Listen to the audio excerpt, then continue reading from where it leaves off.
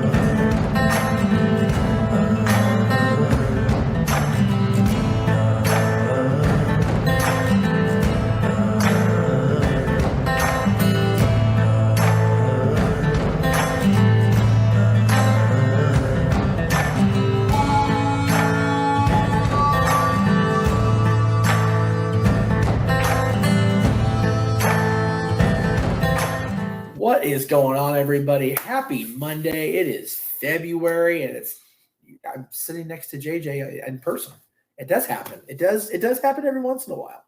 Every now and again. Every now and again. We are the Dads, not always on wrestling. You are watching us on February 6th. We're not recording this February 6th, obviously. No.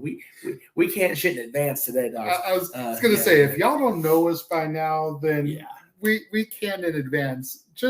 Just to put in perspective, if you will. Yes. In about 2 hours, we're going to be in the car on the way to the forum for AEW Dynamite. Yeah, so that shows you how far back we're going right now. And but we had to take the opportunity when it presented itself. I mean, it's not every day, Meacham, that an opportunity to film side by side like this falls into our laps. Directly in the house, in the casa de casa, if you will. Especially, and it's gotten even worse since you started working at Disney. I mean, that's fair. Although, I mean, much love to the House of Mouse and the fact that you're gainfully employed and everything. We take nothing away from the house that Walt built, but ever since you started working there, your ability to get up here has diminished greatly. Well, we thought that way. And then we discovered the bus route that goes basically right from here to the park. So it's going to be easier. And with this 100th anniversary celebration, I'm going to be there a lot more, I think, going forward, because we just started that about a week and a half ago, if you're watching this. And I'm sure it's already bonkers. So, and at the other park that Walt built, about a week and a half ago, they started the Peanut Celebration. Well, that's true. They do. That's true. They do. Walt, they're not, if you're not paying attention at all. But that's okay. The other Walt with an Orange County amusement park. He was first, though, to be fair. That's right. He was first, though. And Disney stealing everybody's shit, man. They steal their stories from Aesop and Grimm. They steal amusement park ideas from Knott's. Yeah. So I thought today's theme was supposed to be the top 10 musicians that got taken too early, not the job that got taken too early from Jeff ragging on the mouse. But that's okay. That's okay. Whatever works. You know. We have to come up with some more material for the New Year's Eve countdown for 2023 going into 2024, Meacham. Because that's all we need. And every year now, we've got to have the Get Jeff Fired clip. Yes, so, there's always that's what this is right clip. here. Yes. But yes, as you alluded to. I just passed probation. You're killing me here. As you alluded to, today's show is definitely going to be a somber one. Which is why we're trying to haha now. We originally conceived this show idea when Dad's was on Fridays. And last Friday was the anniversary of the day the music died.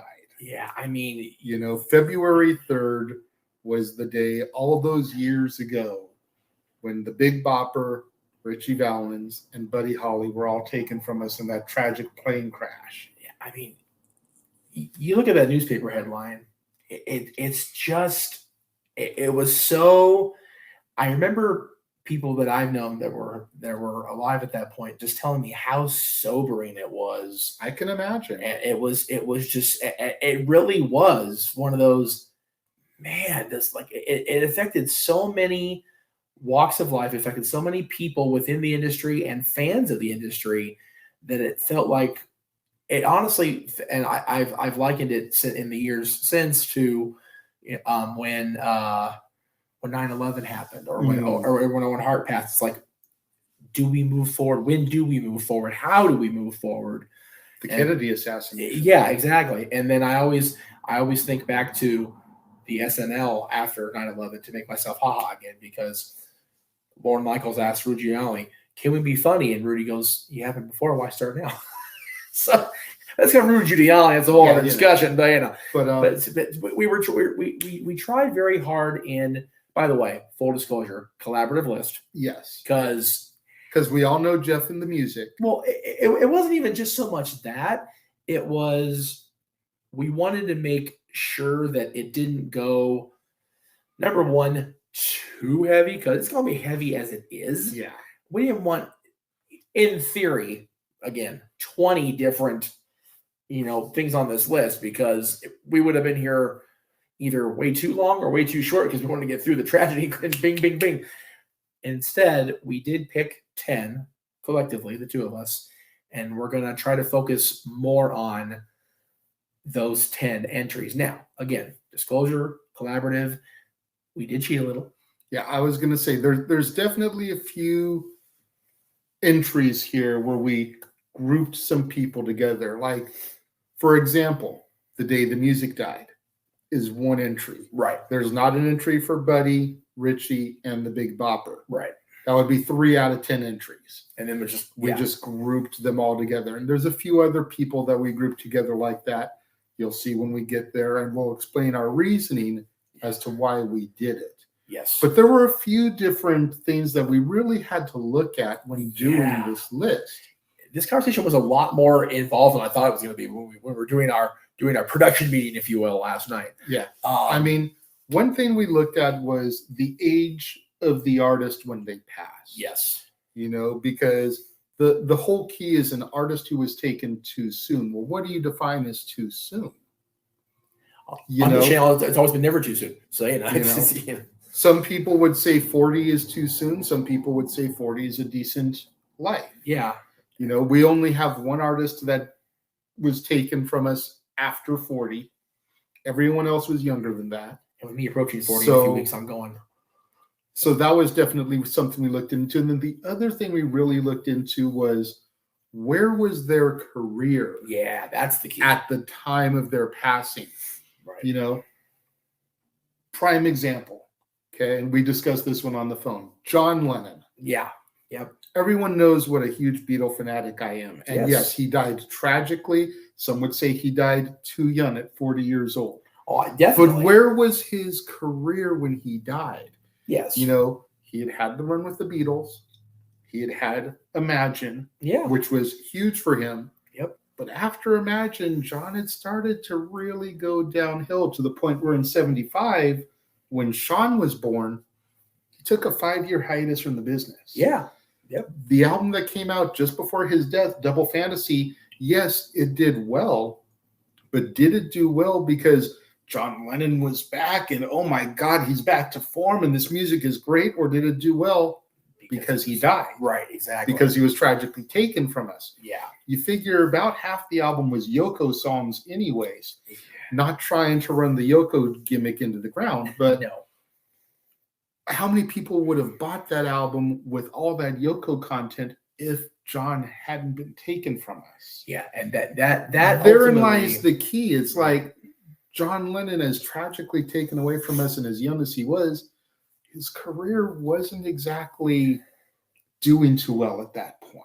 Right. So things like that really were weighed into it. So the other thing we did consider, and I'll go ahead and lead into number 10 here as we talk about that, is, and again, no one possibly on this channel, the multiverse of media, as you all have dubbed it, knows about the struggles of depression and mental health awareness probably more than I do. Right. But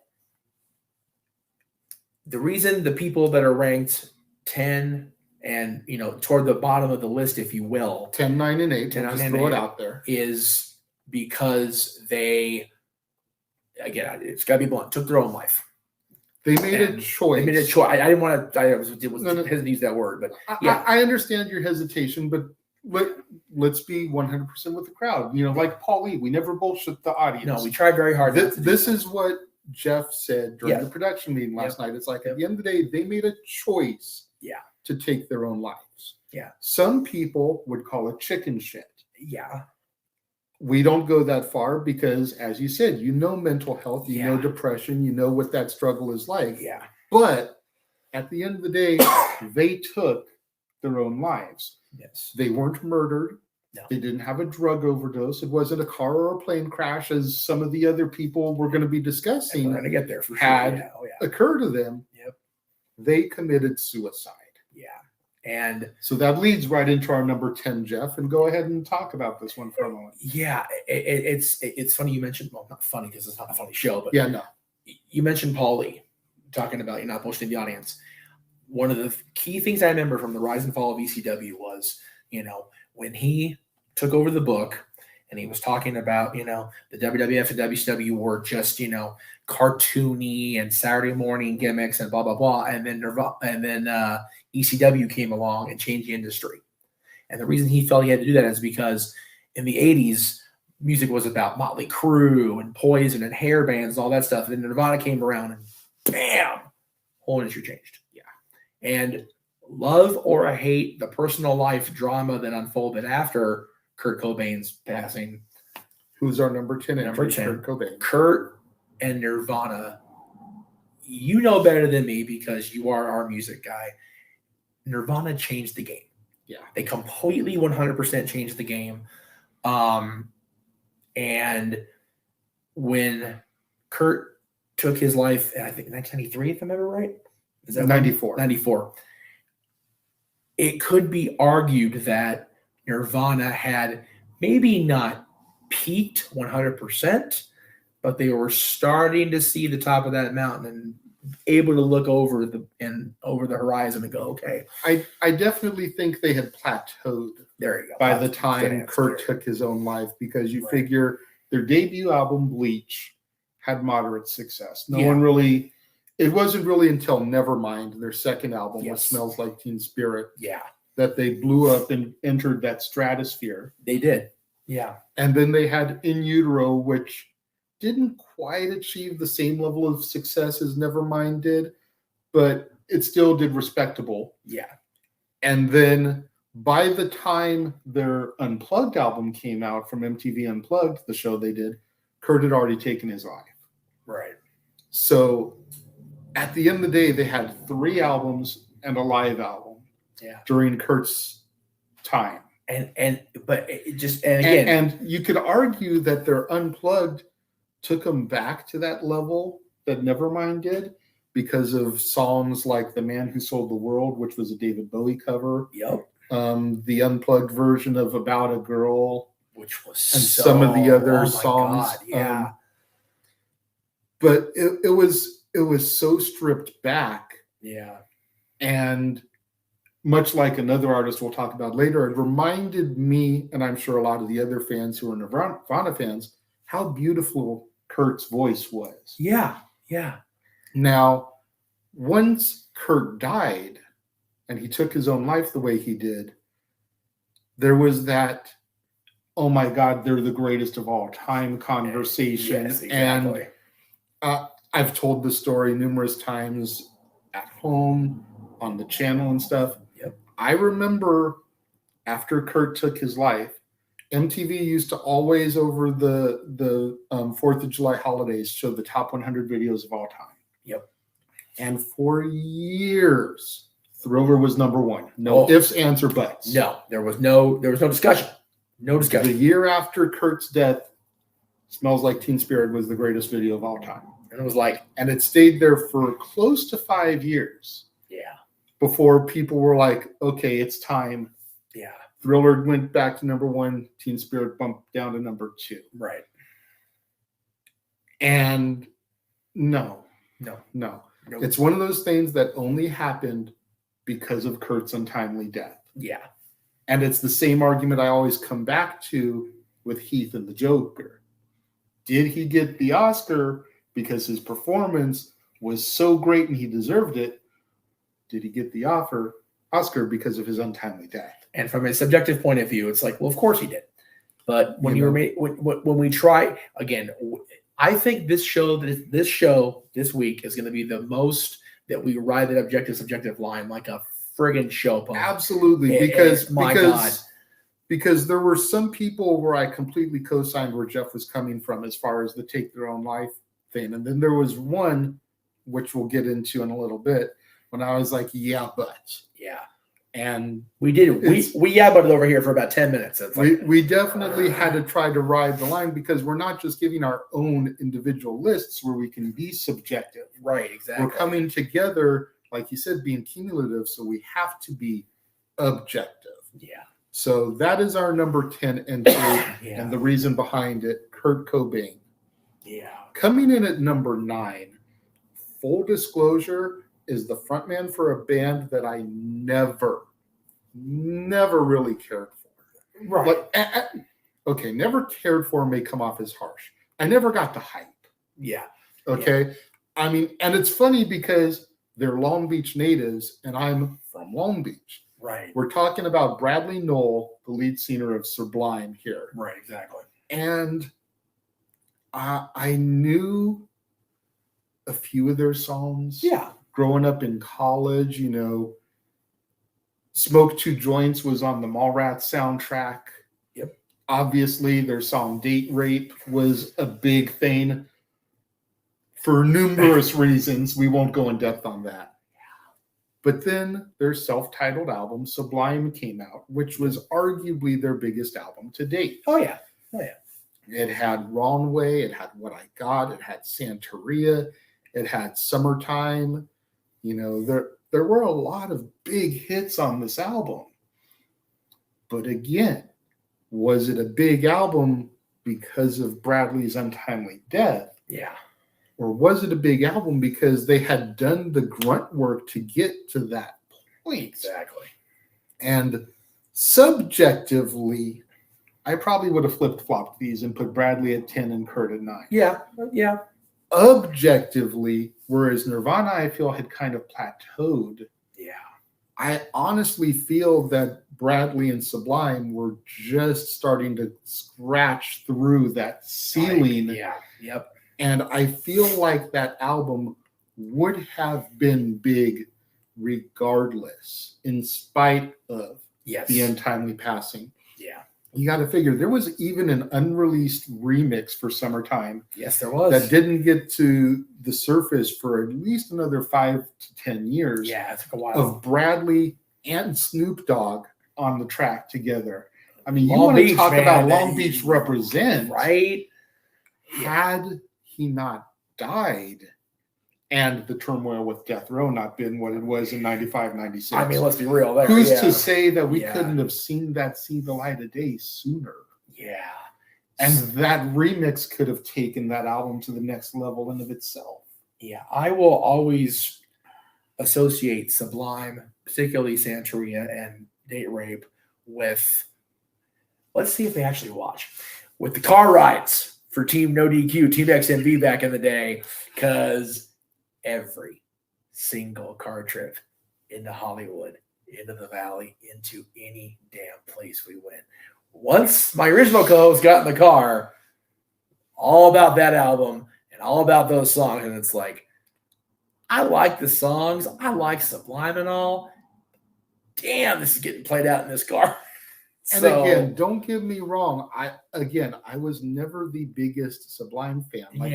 Those songs that I named were about the only ones I could really tolerate and listen to. Exactly. And they had a cover of The Pawn Shop. Which was Down here at the pawn shop. That one was all right too. Yeah. But like, I can count on both hands the number of songs of theirs that I could actually listen to and have changed on a somewhat freaking basis. Not even looped like we've been listening to Judas getting prepared for Tonight at Dynamite. Yes.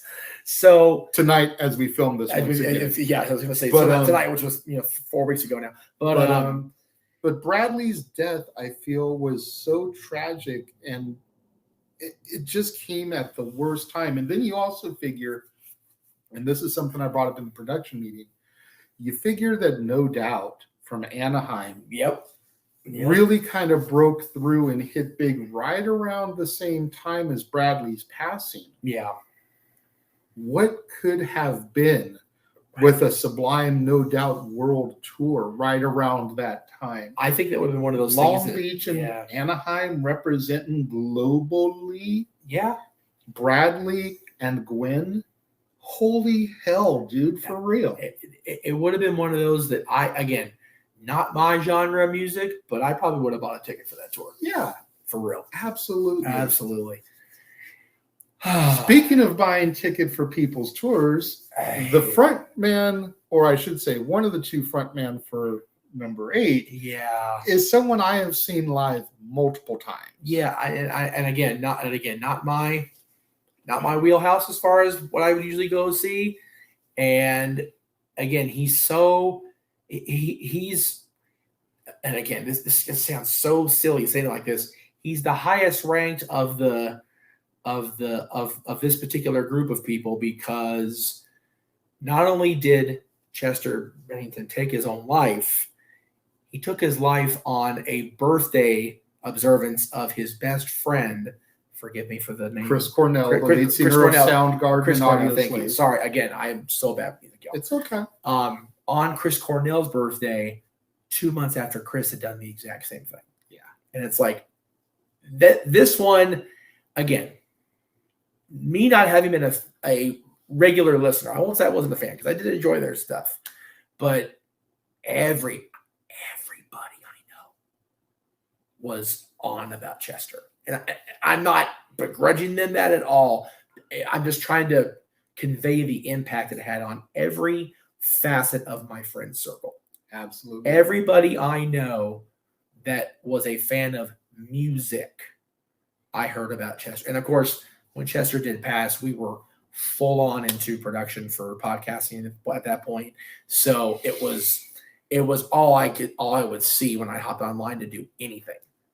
So Chester's death really is the most impactful of the, again, for lack of a better term, the Suicide Club. It sounds morbid saying it like that, but no, I understand your reasoning for saying it. And out of all the people we are covering here today, two of the artists hit me the most, and this is one of the two. Yeah, because you want to talk about some synergy. Okay. The last time that I actually was able to physically see them live, not just work them live, Linkin Park was playing the Forum. There you go. It was my first night on the job for Staff Pro, and I was in the pit. How's that for synergy, Jeff? So that was prior to the Forum actually getting bought and referred properly then by MSG. Damn, that was a long time ago because the Forum, with all respect to my people at the Forum looked like Put it shit. to you this way. I started Staff Pro in 04. Yeah, I was going to say. So that was 04. And it was a makeup show. Yes. Because Chester had gotten ill and they had to reschedule the show. I want to say it was March of 04. Yeah, that's it was supposed to be like a November, December show. Yes. Because they still did their original set list and he performed my December. Yes. Yeah, that's true. So there's some synergy for you folks. Right. The last time I physically saw Linkin Park and didn't just work them where I could hear it, there was the same venue that we're about to go to see Dynamite. That's crazy. God, March of 04. And I mean, for you want complete perspective, March 04, we were on hiatus, not doing Extreme Mayhem at that point because we decided not to do the show no more, did the videos later in the year. And March 04 was the first time I saw Root in Hollywood. There you go. Before I became the merch man par excellence for them, I was just going for my birthday because I'm a March baby. So Chester's passing was so tragic because at the end of the day, he succumbed to a severe bout of depression. Like you said, Chris Cornell was about to turn 53. It was his 53rd birthday. Yeah. And Chris Cornell had committed suicide 2 months prior. Yeah. Chester was 41 years old. He's the oldest one on the list. Yeah. And he just could not see himself living in a world without his best friend. So he took his life on his best friend's birthday. Yep. And I've been a Linkin Park fan pretty much from day one. Right. Yeah. I go back now and I listen to some of their songs and it's like, how did we not pick up on this sooner? He's fucking pouring his heart out about this in his music. On the regular. Yeah. On the regular. It's like I'm paranoid looking over my back. It's like a whirlwind inside of my head. It's like I can't stop what I'm feeling within. It's like the face inside is right beneath my skin. Yeah. It's all there, you know? If you just listen. It really is. And again, this is one of those also where, the line between being a fan, being a diehard fan, and then just being a human being wanting to reach out and say, hey, we're here, gets so blurred because you have that thought in your head and you go, why? And I think Chester's definitely the biggest of the three that made the choice, if you will, Yeah. that you just go, why didn't anybody do something, say something, reach out something sooner? Exactly. And Chester is so world renowned for his screaming on the Linkin Park songs. Yep. Which is one of the reasons why I was never the biggest Chester fan. I always preferred Mike Shinoda, who rapped on the tracks. Right. But then again, you go back after the passing and you listen to some of the songs where he actually sang. And again, he had a beautiful voice. He did. And this one is hard for me, because with listening to his music more after the passing, not to get even more morbid, but I've decided that when my time comes, I want Leave Out All the Rest by Linkin Park played for me. All right. Because of the chorus, when my time comes, forget the wrong that I've done. Help me leave behind some reason to be missed. Yeah. Don't forget me. If you're feeling empty, keep me in your memory. Leave out all the rest. Right. More or less, forget the bullshit that I may have done. Forget the wrongs. Just remember the positives. Remember the good times. Which is what we always talk about. How does Noah close every show we do as a panel? Enjoy life and enjoy professional wrestling. Protect your mentality. Yeah. Cherish your families. Cherish your loved ones. It's like, it's again. We're getting serious here today, folks. If you haven't caught on. Yeah, it's what I always talk about. Wrestling's, easy to book, just hard to finance. Life is easy to book. It's just hard to manage. Absolutely. It just is, folks. All right. Moving on from Chester. For the love of God. Yeah, Lord Almighty. Okay, so our next pair, at number 7, by the way, full disclosure, is a pair. This is one of the ones we grouped together, and I grouped them together because they passed within a couple years of each other. Yeah. Yep. And when you think of country music, and especially classic country music, and you think about our topic today, you think about Hank Williams and Patsy Cline. Senior, Hank Jr.'s still kicking as far as I know. That's why I said classic country. Well, hey, Junior's a classic country in his own right, but yeah, I guess it depends on what you define as classic, but since Patsy's in the conversation, yes. one would only assume we're talking senior. Yes, and of course. Both of these folks we lost in the early 1950s.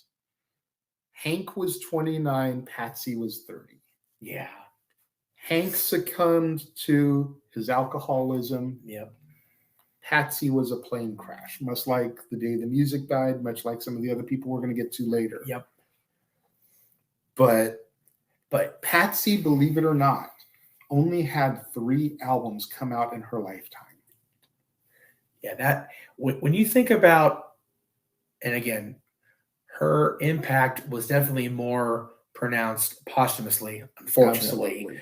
But man, you think about every country female artist you've ever seen live, you've ever bought an album from, whatever, every single one of them cites Patsy. Yep. Without fail. Yep. Without fail.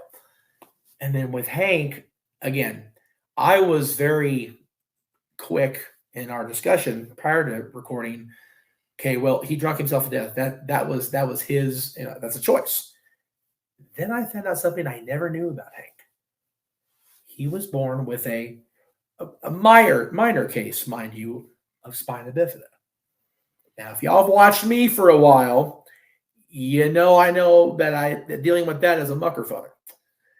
So while the choice was still made originally to partake in the booze, I kind of can understand that level of pain going through your spine on the regular.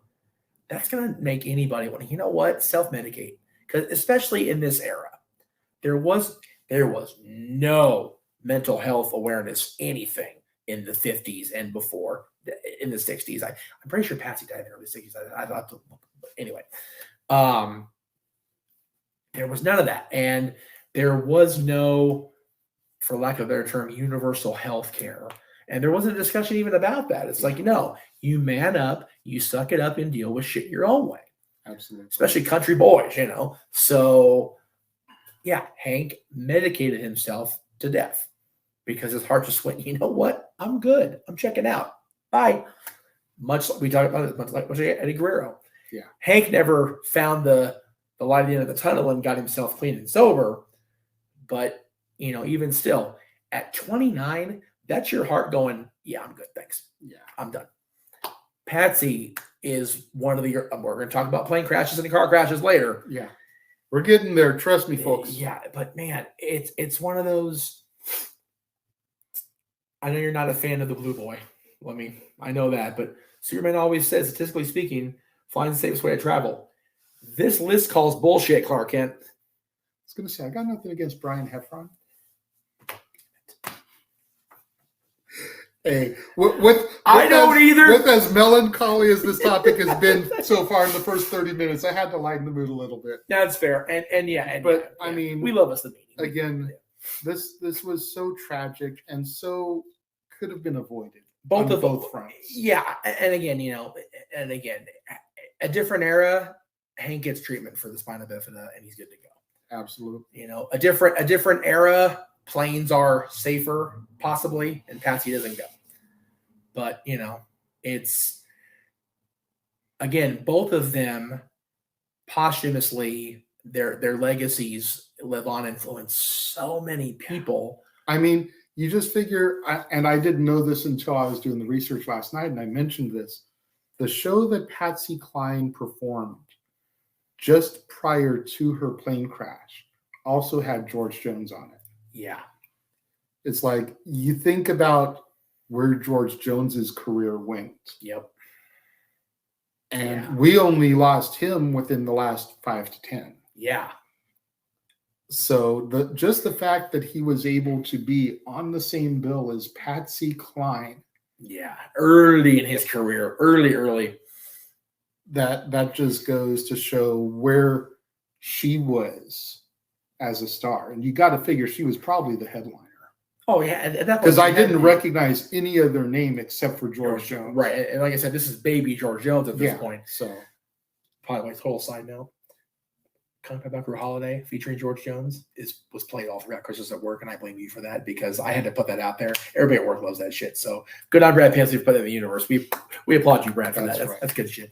Moving on from this pair. Yes. Number 6 on our list is a trio that we've lumped together.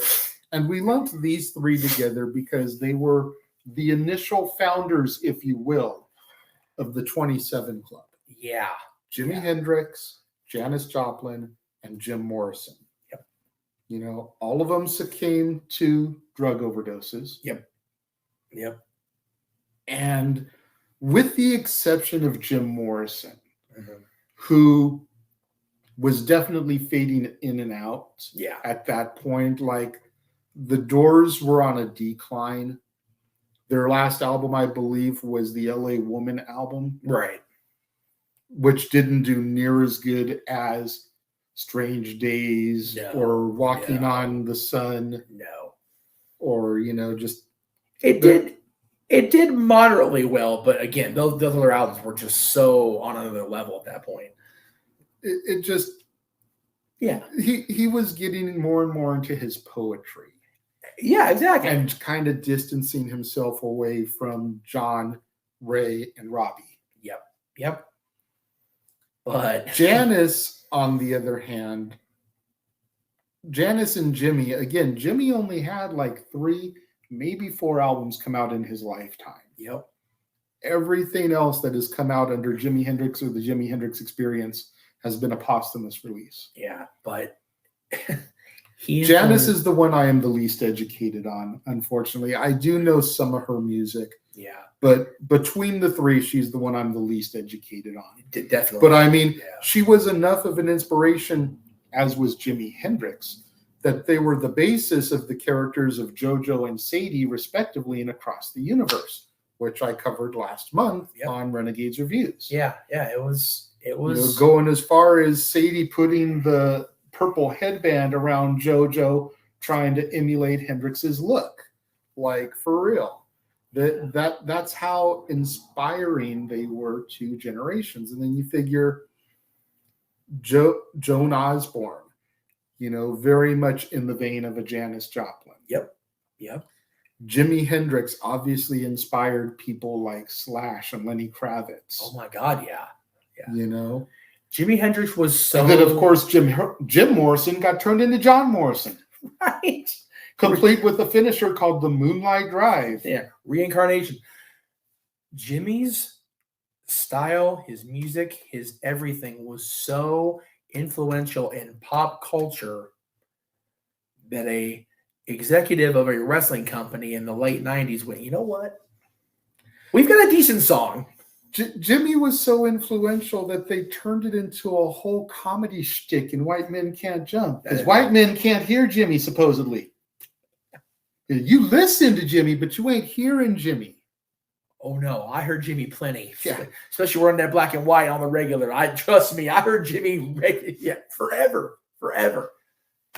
They even use WWE doesn't want you to know this anymore, but they actually used it when he first came back to WWE too. But we don't talk about that.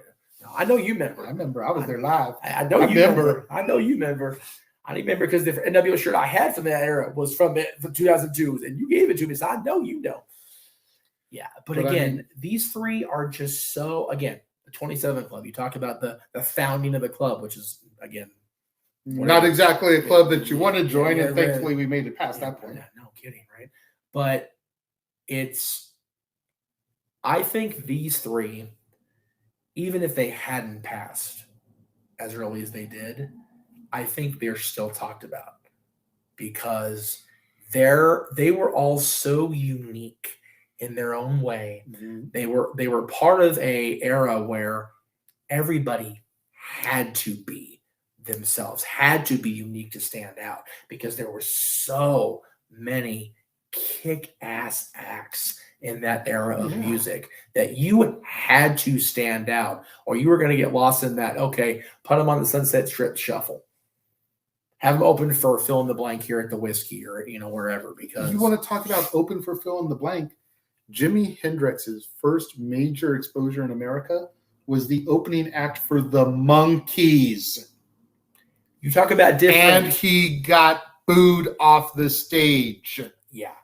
Because people weren't there to see that. They were there to see Davey and the boys. And then you think back, Mike and Peter could not understand it. Like they're backstage watching him do his thing on the guitar and hearing the boos, and they're like, what the hell? Like this man is a genius. Yeah.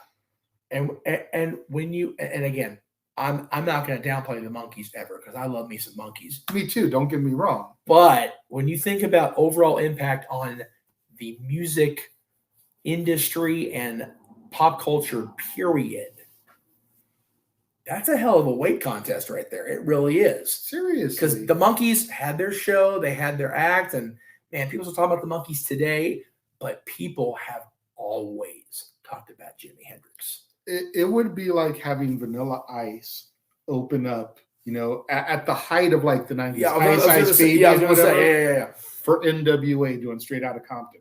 It'd be like, I don't know if this works. One of these things just doesn't belong here.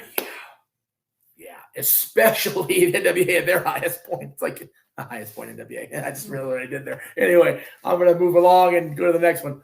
Number 5 on our list was just another senseless tragedy. Yeah.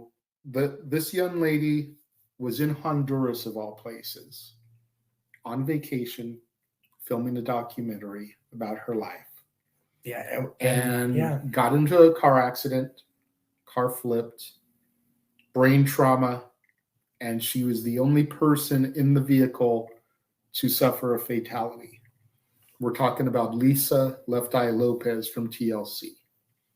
And again, relative to the host, very few people know about the trauma of a car accident, and especially where it happened. Better than this guy. Impact on the back of the head, impact on the spine, man. It's just completely avoidable. If you believe in things like fate, and I tend to believe in fate quite a bit, the car was put in front of her to have to swerve around the other car for whatever reason that was there.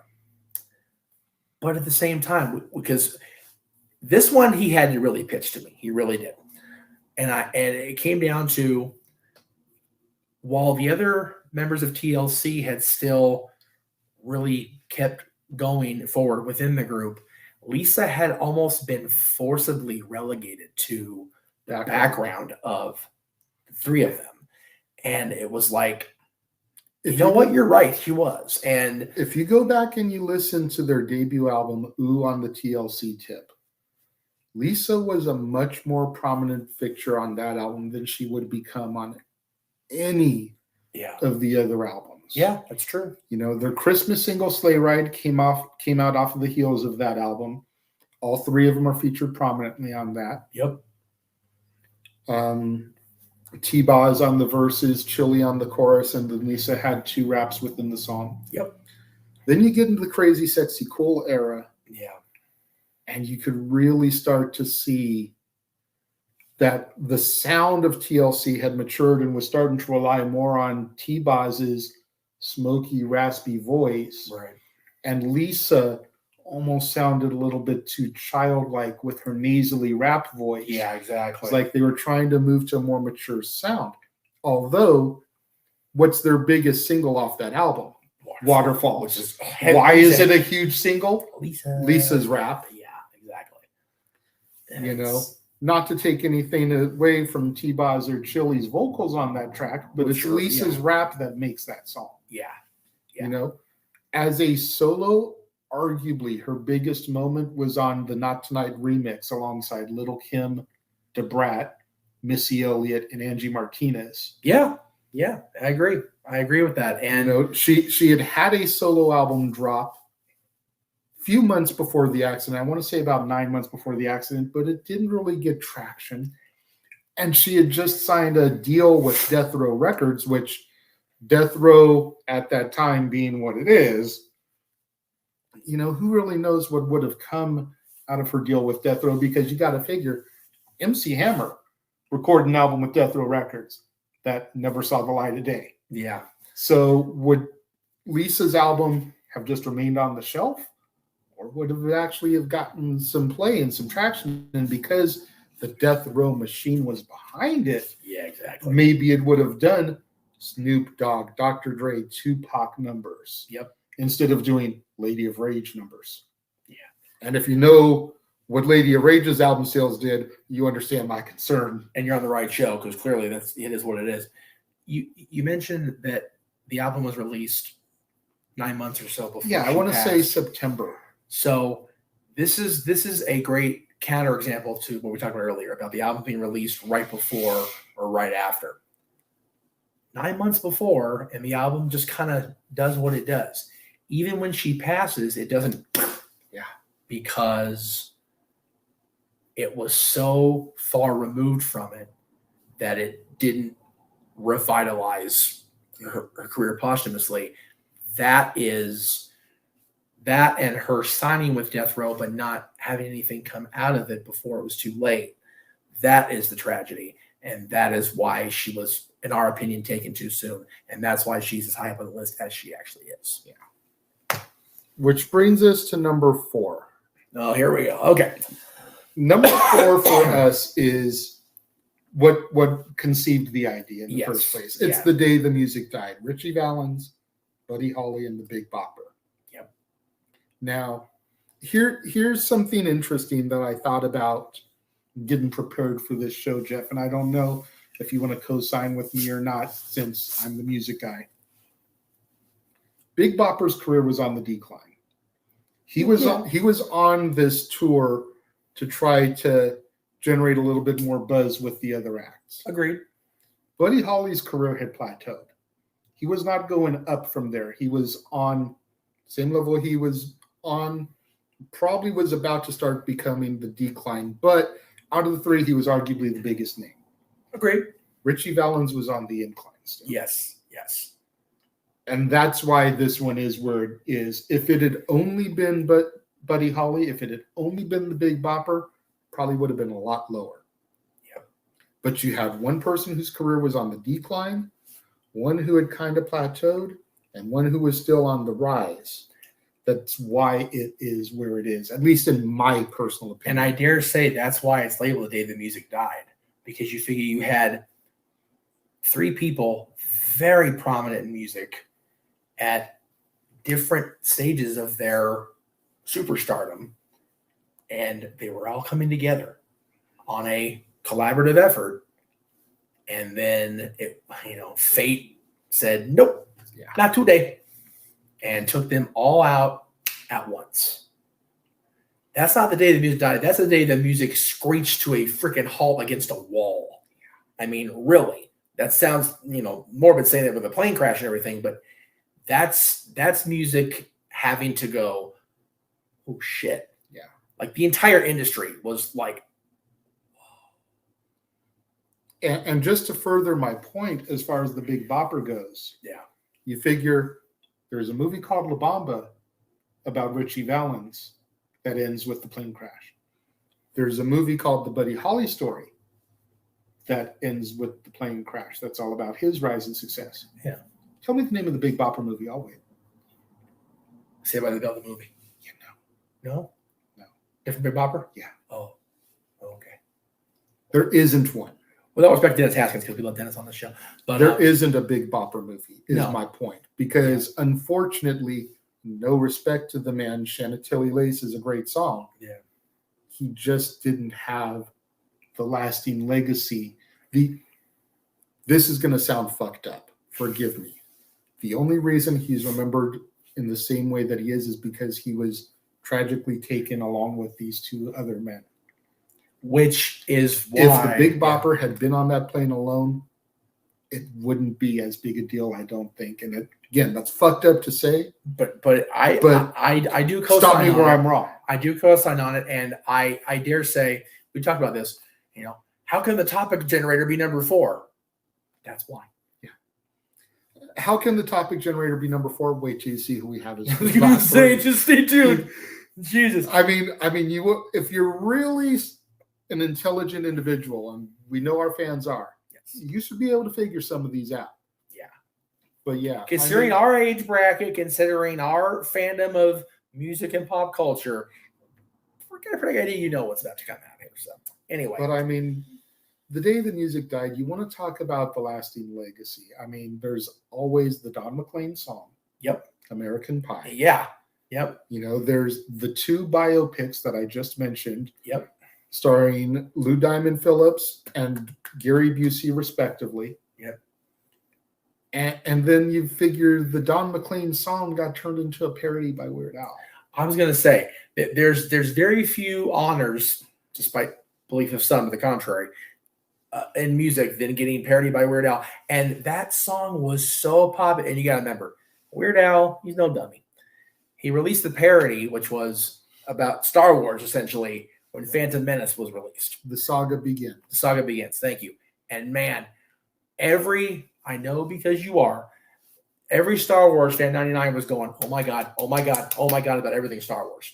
So Weird Al puts out a Star Wars song. This guy's losing his mind over here because he loves Weird Al, and Star Wars was definitely on the list. So, but Weird Al already had the song penned.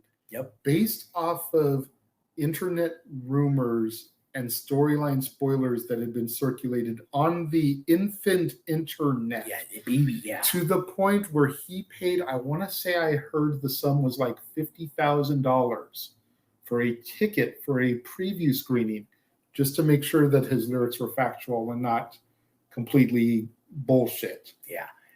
And for a lot of people in, I don't know about our generation, and again, you and I are still a few years apart, even back then it was, it's 6 years. It is what it is, or 7 years, excuse me.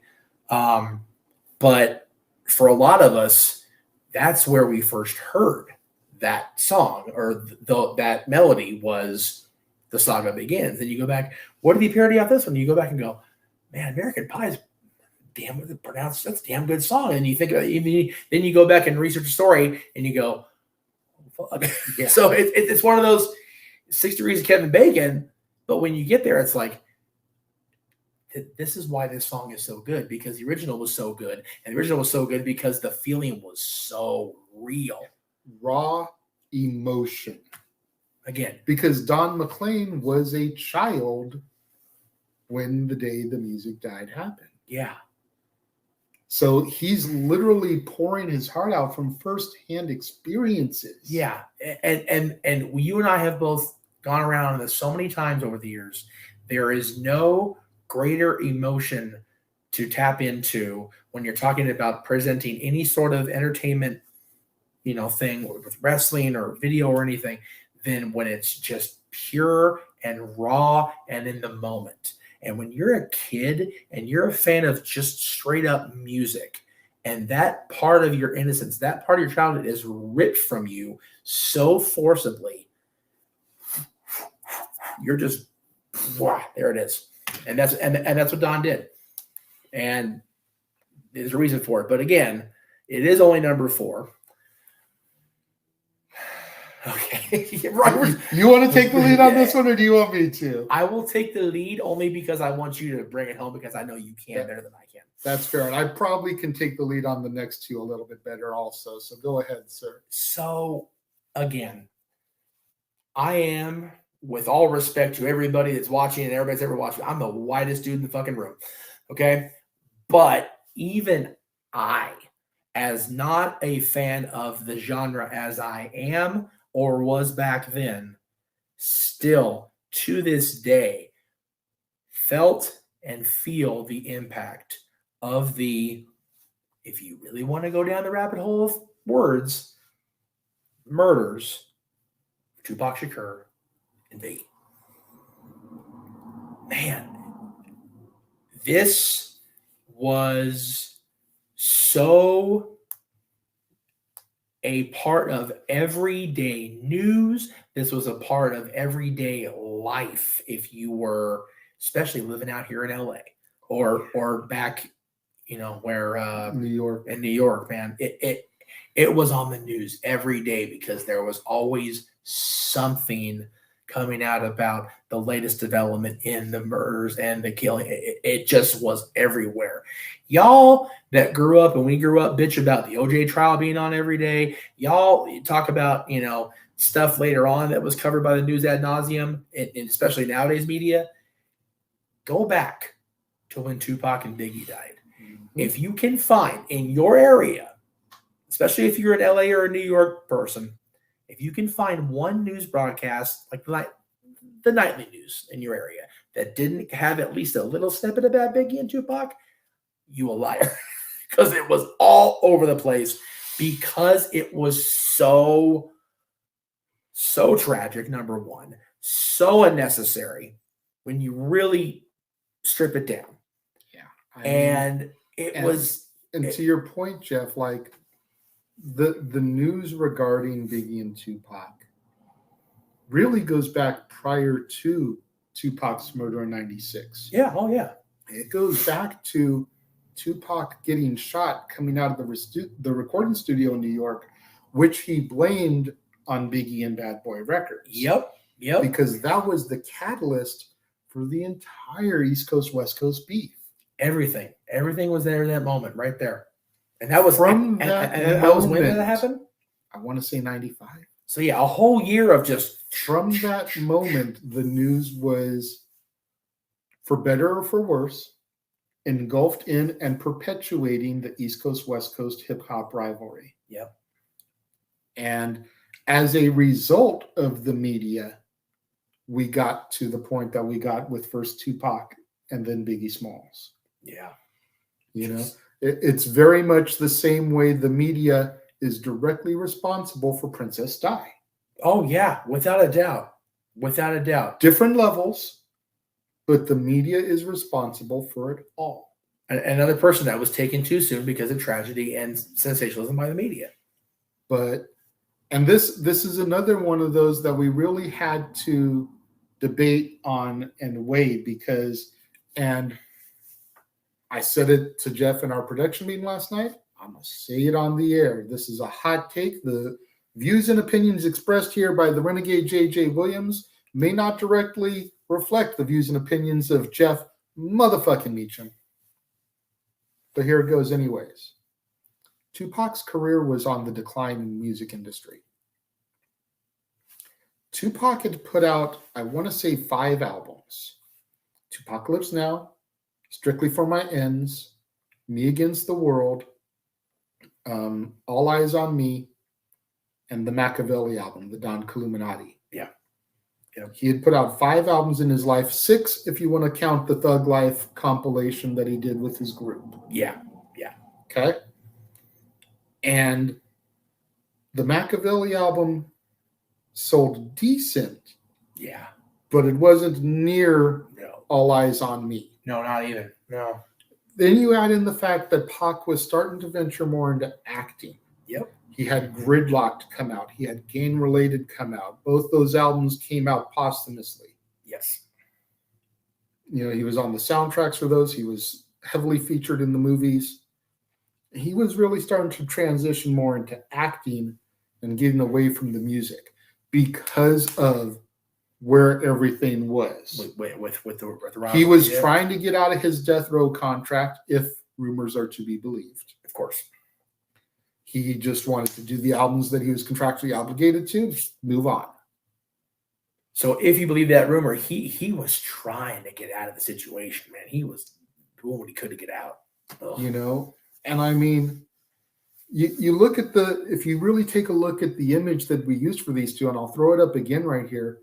Pac and Biggie at one point were the best of friends. Yeah. So Pac's career musically, I feel, was on the decline, whereas Biggie's was really just starting to blow up. Yep. You know, he had Ready to Die. Yeah.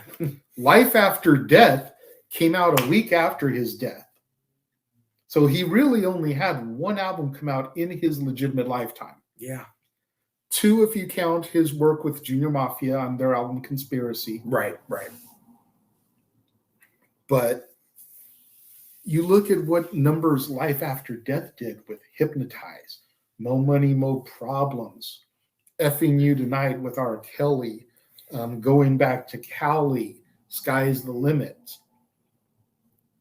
And again, and then you think about the tracks that Biggie is on that made it to the Puff Daddy and the Family album, No Way Out, that made it to, you know, Mace's Harlem World, that made it to the Lox's album.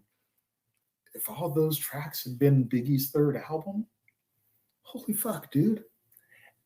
And again, you hear those tracks and how good they were.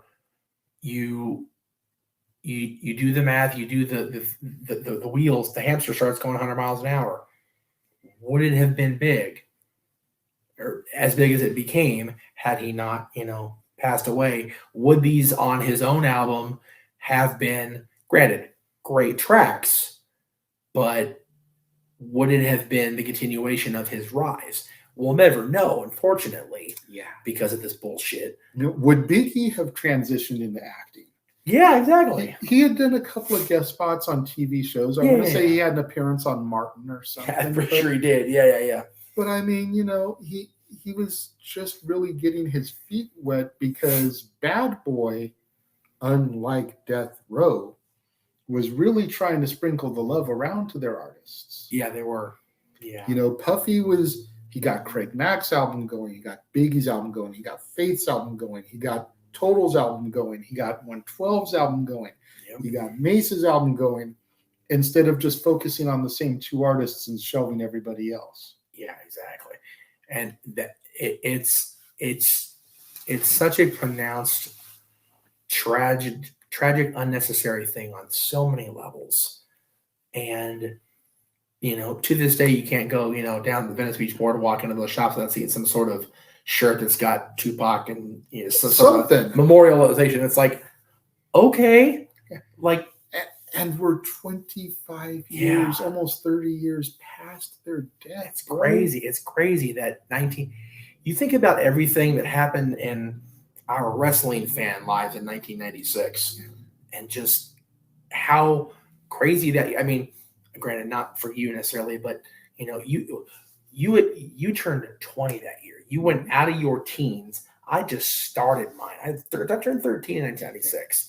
So our lives were still so very much shaped by the media and the music we Absolutely. consumed, and the television we consumed. I mean, think about this for a second. Jeff. We got the boyhood dream of Shawn Michaels coming true at WrestleMania. Yep. The birth of Austin 316. Yep. The debut of the NWO. Yep. The debut of The Rock, and the death of Tupac Shakur in the same year. Yeah. Yeah. Think about that. Oh yeah. Yep. It's crazy. It is. And again, I talked about this a lot last year with the whole, not 2007 and 2007, 2002 being, anniversary years for me because of, 15 or 10 or whatever, or 20, excuse me. But man, 96 doesn't get near enough love from me like it should have in 2021. That's 100% my bad. This one, oh God, this one sucks. Okay. Okay, so Please. yeah, I'm gonna take the lead on these next two because, like, I would say this one more because you were a fan much more of this one than our number one. I definitely want to get on my own on number one as far as my thoughts. But yeah, this one is still very, very tragic. Number 2 on our list is the death of Aaliyah. Oh, and I mean, where to even begin with this tragedy? Plane crash. Another one. And this is the 5th one on the list that's a plane crash. Last one also, because you had all 3 of the day the music died, Patsy Cline and now Aaliyah. But I mean, it's okay. I think that if she hadn't been so young, then this one might not have impacted to the degree that it did. Agreed. She was still a baby. She was, man. So young. I mean, her debut album, Age Ain't Nothing But a Number. And we won't go into everything that is wrong with that title. That was produced by R. Kelly. And we won't go into why that's wrong. We won't go into the other levels as to why that title is now even more wrong. But it did decent. It did do decent. Yes. Back and Forth was probably the biggest single on it. Yeah. It kind of scratched the surface. It kind of got that little, the water was starting to bubble. It was good, not great. Yeah. The water came to a bubble. Okay. With the pot here. Yeah. Post that album, she got together with Timbaland and Missy. Yep. Did her second album, 1 in a Million. Which was good. Which was phenomenal. I mean, we're talking like the title track, 1 in a Million. We're talking If Your Girl Only Knew. We're talking, God, I'm blanking on some of the other songs right now, but just some great ones on that album. Now the boil is coming to a roar. Yeah. Oh yeah. Like you can see there's something special here. The pieces are coming together. Yep. After that album, you had Are You That Somebody from Dr. Dolittle. Yeah. Which arguably one of her biggest songs. Oh yeah. Period. Oh yeah, absolutely. Then came Romeo Must Die.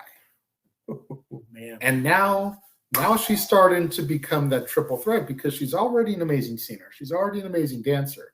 Now she's getting into acting too. Yep.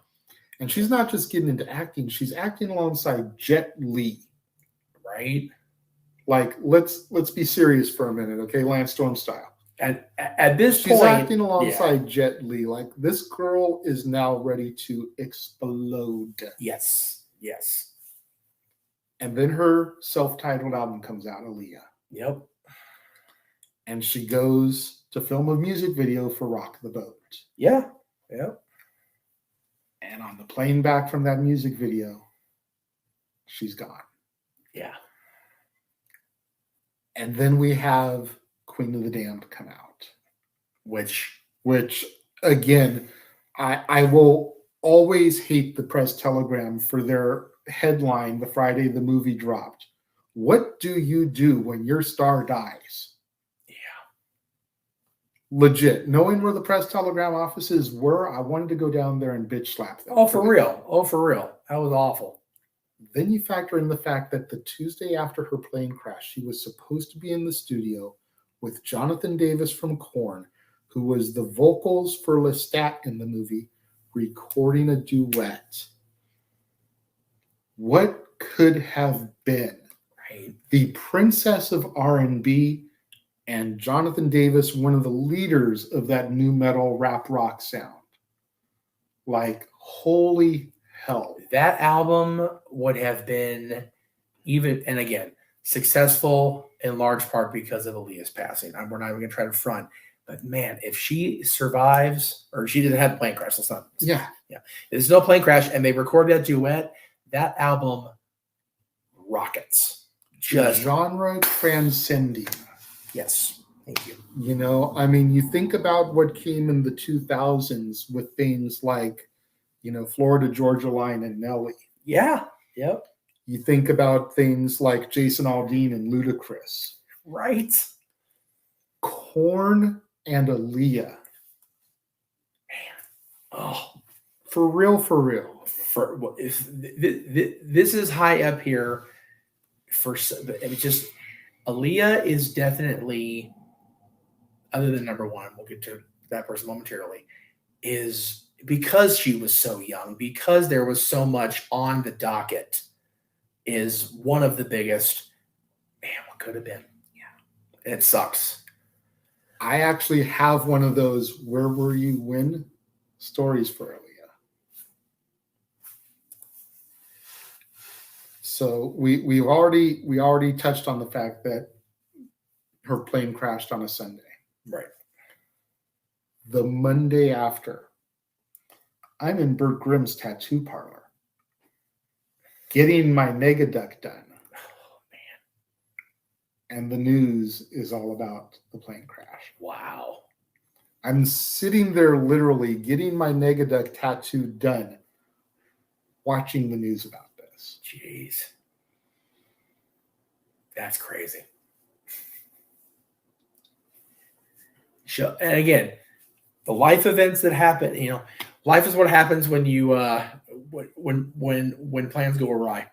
You know, it's you had that booking, you were doing your thing, and it's like, oh, well, now I get to sit here and have to deal with watching this because I can't turn or move because I'm getting ink shot into me right now. Oh, that's fucked up, dude. That's bad. Oh, I can't imagine being stuck. And I can only mildly relate because of the story I told our times about 9/11 and being stuck recovering. It's like, where do I go? Can't go outside because I'm not allowed to be outside having my scars exposed to air. Can't go away from TVs because everybody's got their goddamn TV on. What do you do? So, As tragic as number 2 was. let me get coffee. Oh, Lordy. Okay. As tragic as number 2 was, the most tragic, untimely passing that we agreed on, and there was really no second guessing for us. No. When we began the production meeting, Jeff said, it's between this and Biggie and Tupac for me. Right. And when I said mine, I said it's between this and Aaliyah for me. And we went, okay. And this is Selena. Yeah. Selena Quintanilla Perez. Again, not being a multiverse, music person in 1995, 1994. Same. I was not exposed to Selena's music at that point. Same. I did not become exposed to Selena's music until after the tragedy, when the Dreaming of You album was finally released, which was supposed to be her huge English language debut. Big crossover. Yeah. And at the end of the day, had half an album with Spanish language tracks because it wasn't able to get finished. Yep. I only really got first exposed to it because of the movie with Jennifer Lopez. And again,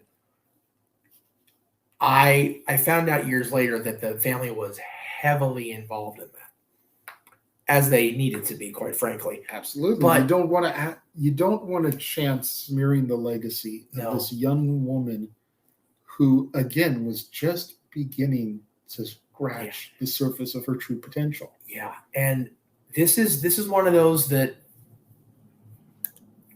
had John Lennon's career been back on the rise or maintained how it had during the Beatles era, it's the same story, dude. More or less. The fan club, I mean again, instead of just a random fan on the street, it is the president of your fan club. Yeah. And it legitimately your number one fan because you've entrusted them to run your fan club and your own boutique that you just opened up. Yeah. And she's embezzling money from. I was going to say, and it wasn't like it was a crazy random act of, it wasn't like it was a random act of insanity like what happened with John. No, it was premeditated. It was premeditated because she got caught. Yolanda got straight caught and saw no way out of the situation. And and again, this is going to sound cold as ice. The true tragedy is she's not on the list and Selena is. Because that should have been the tragedy, was her, her making the choice that she did not make. And again, that's just that sounds very cold of me, but just think of again, like you said, the English crossover album was gonna be right there. And just so much senselessness in this. Yeah. A young bride, a young daughter, talking about starting a family with Chris at that point. Yeah. The album was going to come out. Everything was cooking. Selena was poised to do for Hispanic music, Latin music, the cumbia rhythms that she was the queen of. Yeah. What Shania Twain did a couple years later for country music. Yeah. Oh, yeah. What Taylor did even more prominently in the 2000s, Taylor Swift. Yeah. Selena was on that cusp. She was on the trajectory, for major crossover success. Yeah. And having gone back and listened to her and play her albums and just listen to her, like just such. When you watch the movie and you see all the shit that the family went through and she went through and everything, she still maintained that aura of innocence and just pure talent in everything she did. And it's just wrong that this happened. And I'm going to say this to you, dude. If you enjoy the movie that much, you need to go and watch the Netflix series. Yeah. Because the Netflix series about her, the mini series, whatever. Yeah. So well put together. Yeah. And one of the things that I like the most about it is that they put subtitles up during the music. Wow, that's good. So while I've never been a Spanish speaker, I have no idea what the hell she's saying through most of her hits. Yeah. There's a translation on there so that you can at least get a feel of what the message of the song is that she's singing. Yep. And I thought that was so good on Netflix to do that, because for someone like myself who never learned the language, barely can even speak conversationally. I took it in high school. I know a few words here and there. Yeah. But to be able to hear the lyrics and the melody and to be able to read, even if it's just a loose translation of what it is that she's conveying in her message in the song, made it that much more beautiful. I was going to say, you know what's poignant about what you just said? The fact that I didn't know that about the Netflix series, and I've listened to her music over the years.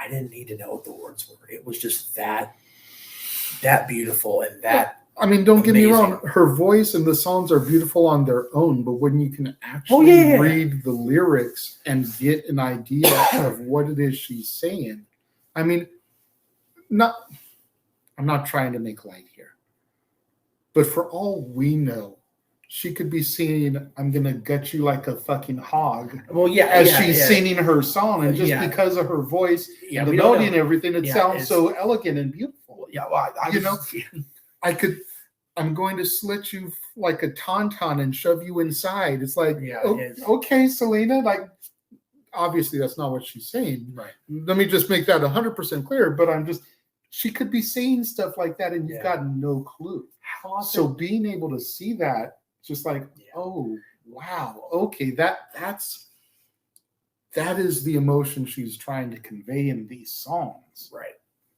Trust me, I've bitched to you about this more than once between where I live and where I now work. And, well, not anymore because the kitchen radio got shut down. Thank God for that blessing. But how often do I bitch about the fact that, I think this style of music would be so much better if I knew what they were saying. Every time I go to the old neighborhood, it's like, this would be a lot easier to deal with driving down the street and listening to it blast across, stereos if I knew what the hell they was saying. But Selena, again, good on Netflix for that. But this one, by far, is the most senseless, unnecessary tragedy of somebody in the music industry that was just taken to. And I mean, and let's be blunt force trauma about this. She was forcibly taken at somebody else's will. 100% wrong. This is one of the, and again, this is going to be a hot take. I'm probably going to get letters for this. If we were in a letter writing era, which we're not, we're in the tweet. I'm probably get tweets about this. Let me be more modern and contemporary. Every time I hear about Yolanda coming up for parole, I feel like I feel about the man's family coming for parole. Like, no, 100% no. It's the same way I feel when I hear Mark David Chapman is coming for parole. Absolutely not. Absolutely not. No. For life. For life. You made a choice. Every one of them made a choice. A man's family. Every single one of them. Crazy or not. And if you really want to, Yolanda was not on the surface crazy like the Manson family, like Mark David Chapman. She made a conscious choice. And that's what it is. Anyway. So now that we've completely dragged your money to a screeching fucking halt, it's time for Raw, everybody. Which 3 more hours of going to a screeching fucking halt. In all seriousness, though, yes. what did you think of the show today? Oh, man. What did you think of our list? Who did we miss that you feel died tragically and deserved to be acknowledged in the Roman music Reigns industry? style? Again, because In the music industry. there's plenty of people across entertainment. Lord knows. Leave your comments in the comment box below. If you're watching the premiere, leave them over there next to Jeff. We will respond to them. We do. I try to all the time, especially the ones on my channel. I don't keep Right. up with the ones on your channel, No, that's not your but responsibility. I always try to keep up with the comments on our channel. Yes. But let us know who you feel in the music industry we lost tragically. Yeah. And why you feel they should have been included. Yep. Were they on the cusp of greatness, like Selena, like Aaliyah, like Bradley from Sublime? Like Biggie. Yeah. Or were their careers a little bit more on the downfall? Yeah. Let us know your thoughts in the comments. And if you guys honestly feel like we're not responding to comments enough, which we totally understand, our Twitter handles are right here. Absolutely. Tweet to us. Tweet us. Please tweet us. We love going on Twitter, not having to engage with crazy wrestling rhetoric more often than not, especially in the last month. Yeah. Good grief, Charlie Brown. Again, as we're recording this, it's the day after the news about Stephanie and Vince. So we a little crazy in the head about it as it is. So Insane in the membrane. that's a good way to end. I like that. Tomorrow, here on the Casa D18 Studios channel, we will open the doors once again for Stat Boy Sports Bar. Come on in. The food is hot, the beer is ice cold, and the seats are warm. So pull up a bar stool and engage in some professional sports conversation with your hosts, Stat Boy Mike Caldwell and Dory Lou. Now, this is going to be the 1 week of the season that's not going to be oh my God, NFL, because the Super Bowl is next week. So this Sunday is just kind of it's the Pro Bowl. It's the who gives a fuck weekend, pretty much. And we just passed the NHL All-Star games, so no, the sports bar really didn't give a fuck all this week. But we're going to do our best anyway. But you know what? With the XFL starting the week after the Super Bowl, we should have some news on that. We are always going to have something. WrestleMania is a couple of months away. We're on the road to WrestleMania because the Royal Rumble just happened a couple weekends ago. So we got news on that front. I'm sure, Mike, you want to talk about Vengeance Day, which was this last weekend. Absolutely. So, and again, I get you guys on the call. I got to show the love here. Prematurely as we record this, grant you, but and then after Sapboy Sports Bar, you can watch NXT if you dare. If you're James, you're probably not daring to watch NXT because yesterday was what it was. But then you can watch me on Talk Wrestling, hopefully live, depending on my work schedule. But we'll be on for Talk Wrestling. It'll either be live or Memorex. That's right. You never know. But when you check that beeper, wow, I went way too far back. Man. So we're in February. What are we covering Renegade's reviews this month? This month we're doing chick flicks for the first half of the month, and then Black History Month for the second half of the month. All right. Don't ask me what movie is coming tomorrow because I don't have that laid out. We too far in advance for that information, but it'll be on tomorrow. So there you go. Monday, Wednesday, Friday, and it'll be Saturday. A chick flick. It'll be a chick flick tomorrow. Yes. Of some type. Some type. Greg Cherry show this week, of course. This weekend is actually the NWA pay-per-view, so we'll be covering that. Enough said. Which, again, we're recording in January. We don't know what the card is, but I have a feeling the world title will be on the line. I have a feeling the 10 pounds of gold will be there. It might. It just might. It might. It just might. Maybe other championships too. You just never know. Fair but point. Anyway, always stay tuned to the Jeff Meacham Network, Multiversal Media, for all your wrestling coverage, wrestling news through NoDQ.com, of course. And be sure you keep up with us on DADS. We're talking about in 2 weeks. We'll be back with our latest wrestling-centric episode, the top 10 matches in the history of No Way Out. The February pay-per-view that was. Yes. Post 99. And, well, also 98, but that was No Way Out. I was going to say. In your house. But from 98 till, what was it like? I want to say No Way Out itself ran until 2012, but it wasn't in February the entire time either. That's fair. And it was also sporadic after like 2008, 2009 because it became the Elimination Chamber pay-per-view. So, but yeah, No Way Out, again, had a lot of cool moments. We'll get into it in a couple weeks. You remember, No Way Out's first showing, if you count No Way Out in your house, No Way Out of Texas, which in 98, was really just before this guy's fandom amped up. So everything after that was just like, ooh, ooh, ooh. The most memorable thing about No Way Out in 1998 was the fact that it was supposed to be the first time for the new and improved DX, but Shawn went and fucked his back up at the Rumble, so we got Savio Vega instead of Shawn Michaels. Yeah, New Age Outlaws and Triple H with China and a Boricua. In Texas, mind you, against Terry Funk from Texas, Cactus Jack, who was a legend and one of Terry Funk's best friends, who Terry Funk lives in Texas, Owen Hart, who was a babyface somehow teaming up with everybody else for a cup of coffee, and Stone Cold. Stone Cold, who is Texas. Yeah, the DX team was fucked from jump. They did this one. But anyway, that match probably won't be on the list. It was a decent match, but just the story was what it was. But we'll get there in a couple weeks. We digress. And please, as we digress, go to buy that shirt, all the other shirts at ProWrestlingTees.com/Jeff Meacham Network. We need the money. Let's just be real. We need the money to come in to do the thing. Please watch this show, watch Talk Wrestling, watch everything.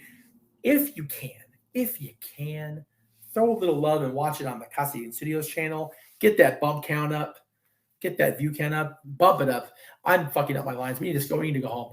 It's enough. We need to get to the show and stop talking. He is the Renegade JJ Williams. You can find him on Twitter at RLWJJ Williams. He is the West Coast Professor, Jeff motherfucking Meacham. There it is. You can find him on Twitter at _Jeff Meacham. Because I'm underscoring the fact that I'm the better Jeff Meacham of the two, damn it. beef. We are the dads, not always on wrestling. Thank you for tuning in and joining us tonight, and we'll see you guys next time.